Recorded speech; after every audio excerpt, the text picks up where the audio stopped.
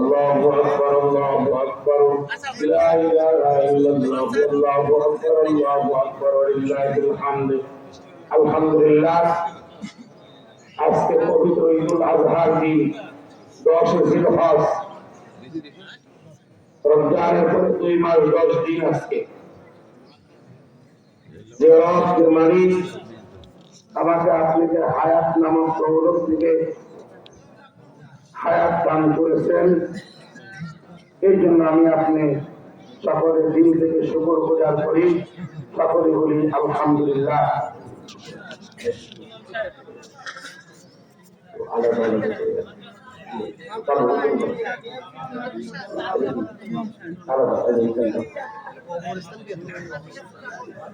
গোরস্থানে কে তুলছে